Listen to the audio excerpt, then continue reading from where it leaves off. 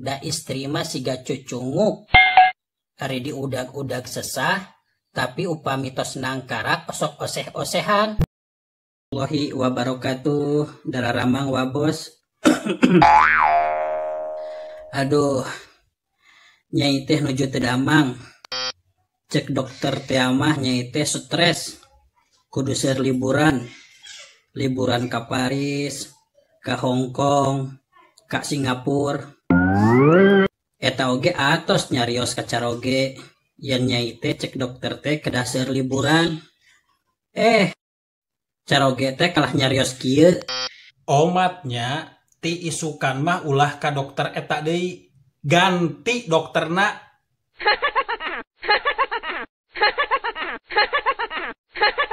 Ari geus rarabi kieu mah geuningan jarang jalan-jalan.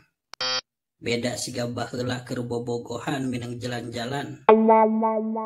Padahal nyai oge hoyong jalan-jalan, hoyong shopping ka mall. Tapi duka kunaon da caroge nyai mah upami diajak jalan-jalan teh kalah sok nyarios kieu.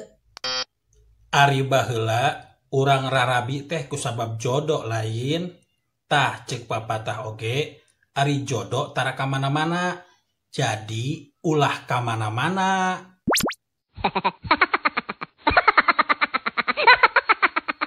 Kapungkur mah sateu acan rarabi. Caroge nyai teh bager osok masihan hadiah. Tapi duka kunaon upami atos rarabi mah ayeuna tara masihan hadiah. Saur caroge nyai teh mah kieu cenah. Tukang nguseup oge tara mere eupan, jang lauk anu geus beunang. Emangna nyai teh lauk? Emangna nyai teh lauk?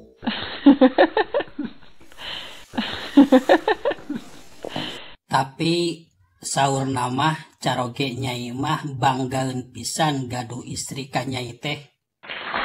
Da cenah nyai mah pinter neangan duit. Jadi mun salaki atanapi caroge nyai nyimpen duit di mana wae osok kapendak ku nyai mah. Selain ti eta, nyai mah apal kana tanggal gajian anjeunna. Tapi duka kunaon eta caroge nyai teh. Sakitu listrik naik, BBM naik, tapi mere duit tara naik.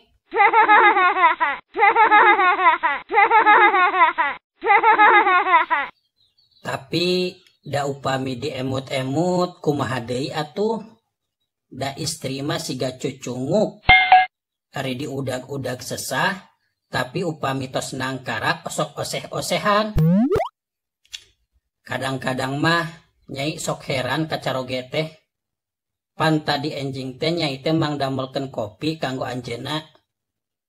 Heranna teh caroge teh upami dipasian kopi panas, osok dipangmacakeun heula surat Yasin 3 kali. Cenah supaya tiis.